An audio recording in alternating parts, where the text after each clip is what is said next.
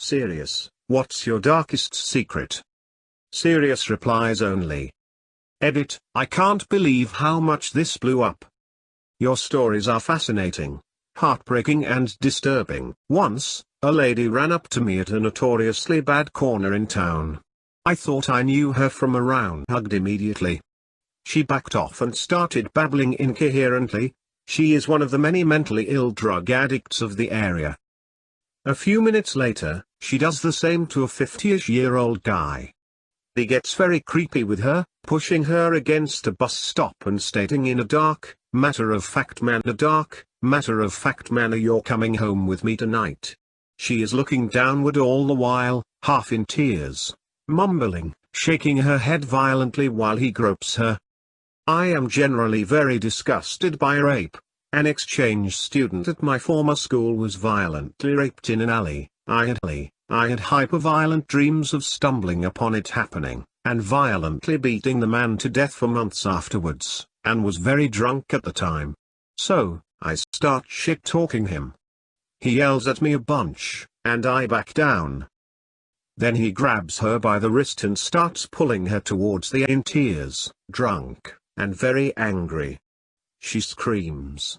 I pull the whiskey bottle out of my bag, yell at him, and get hit in the face. I hit him back with the bottle.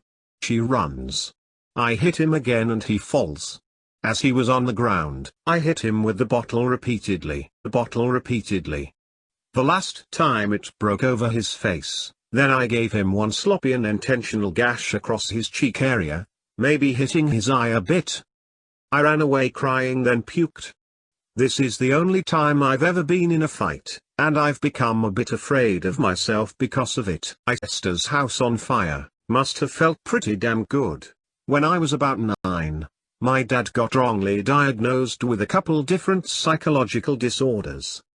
His psychiatrist put him on loads of meds where I didn't even feel like he was there anymore. He was on cloud 9 24/7. Leads to this. My dad remarried to my stepmom, who had 3 children, 2 boys and 1 girl. I was 9 at the time, my brothers were 5 and 13 and my sister was about 7. My oldest stepbrother regularly molested and raped my younger brother and sister. This into a lot of other things: rape, molestation between my 2 youngest siblings, as well as acting up. My little brother used to run around the house throwing shit. Yes. Literally his own shit. He would do it as bad behavior, but would mainly do it when my oldest brother was chasing and trying to catch him.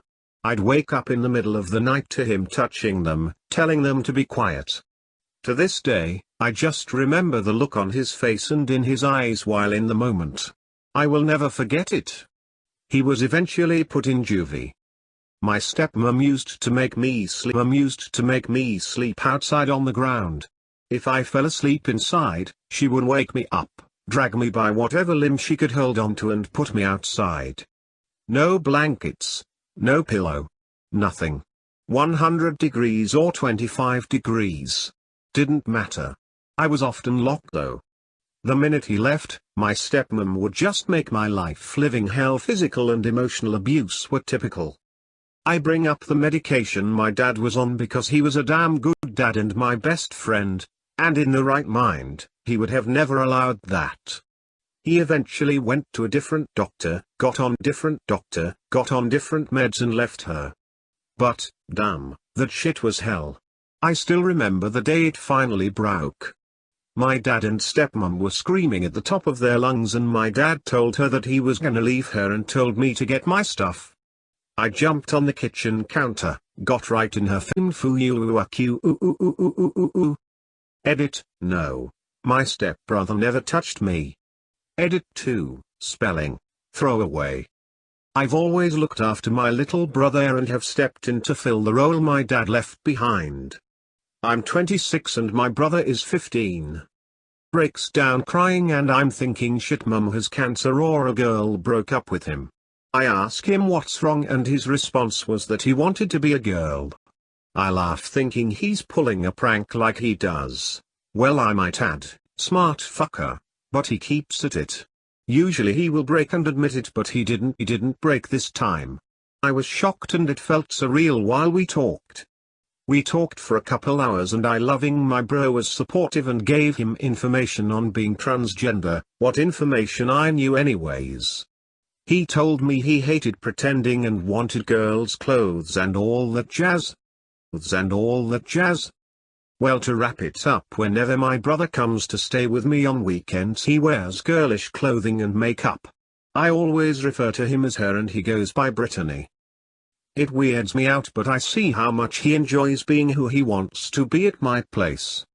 We still do the usual like video games and movies, but he's stopped working out with me because he doesn't want to build muscle.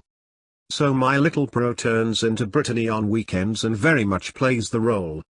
His voice was pretty soft and gender neutral to begin with, but trying to play up being a girl instead on. Though there are hints about it, is I never have the house to myself on weekends. He will always want to stay at my place because it's his favorite time and I can't break his heart by telling him no, since he's pretty miserable during the week. My bro passes for a girl pretty well and I doubt most people would notice. I say he looks pretty as a girl, but if he starts taking hormones like he plans, he shouldn't have an issue. However, that all in the future, because our mom would probably flip is she found out A, he wants to be a girl, B, I knew, C, I helped him. I love my brother and consider myself his guardian. I try to be supportive even though it's weird. I'm pretty conservative, but it's my bro, you know. One more thing to add, took him to an amusement park this summer and he went as Brittany. He made a joke about people thinking we were on a date. It wasn't funny to me. The things I do for love, probably one of the most amazing brothers out there. Good on you for taking care of your little brother, sister. Okay, so typical sexually abused as child thing. My parents divorced and I was put into foster care, spanning either a year or a few months, kind of blocked out. I was about 8. This older kid named Richie was 14ish and a perfect example of a sexual sadist. Lots of fucked up stuff, got handcuffed by him and held hostage until I yelled out for my foster mom, beaten, my head stood on once, sexually abused, forced to commit both violent and sexual acts on the other younger foster kids in the home, subtle and manipulative death threats. You know, regular sadist stuff. Anyway, given that, I'd say I could be doing a lot worse. But I worry sometimes. I've had multiple dreams in which sexistic themes abound. Blooded female bodies, women dying in the same way, that is, being suffocated by a penis during oral intercourse. In the dreams it's never me doing it, I'm always witnessing the act. In one of them someone was trying to do this to my current girlfriend and I murdered him via decapitation. I occasionally wake up and I'm like, rapishly aroused. My girlfriend will tell me of events that I don't remember, me waking up and starting to have sex with her until she tells me no and I go back to sleep. Anyway, it's troublesome to have sexuality and violence seem so close in my subconscious. Edit. Changed name of prison-bound piece of shit. I learn about most of my sex the next morning. Apparently Sleep Broccoli is one suave motherfucker. Prow away because yeah. This will probably get buried and I almost hope it does. I'm a guy, and when I was in middle school, probably 6th grade, I had a pseudo-sexual relationship with another kid on my street. It was kind of strange how it came about. I had only just discovered masturbating within a year or two, and was doing it daily and was horny as fuck. But being only like 12, I had never had any sexual contact with anyone. The kid, let's call him Tim, lived a few houses away and was a year younger than me. We'd hang out and do usual boy things, sports, pretend lightsaber fights, regular neighborhood exploring. I don't remember exactly how it out, but I remember one day we were in my backyard and he had to go pee, and went over by the bushes and I saw his dick. It didn't turn me on.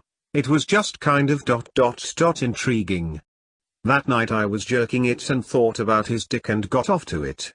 The next time we were in my house alone, my room, and talk turned to sexual stuff, and it eventually became an "I'll show you mine if you show me yours" deal, to which he said he'd only show me his if I sucked it, and I was floored.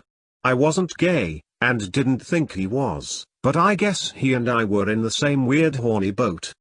So he showed me his dick. I licked it twice, showed him mine, and he did the same, and then we just kind of stopped. The next time we were at his house and I wanted to have him do it again and asked him, so we went in his garage and he blew me. It was really awkward.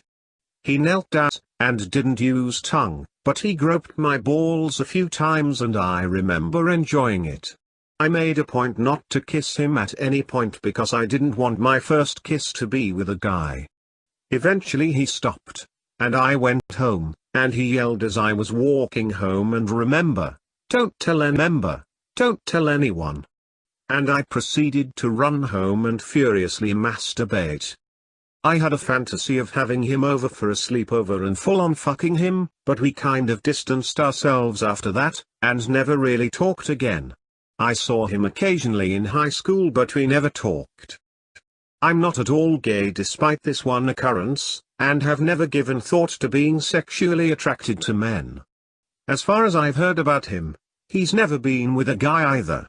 But that was the only gay experience I ever had, and my first sexual experience overall. And Serious. What's your And darkest I will never secret? tell another soul. Serious Please replies like. only. And Ed, much this blew up. Your stories are fascinating. Ha.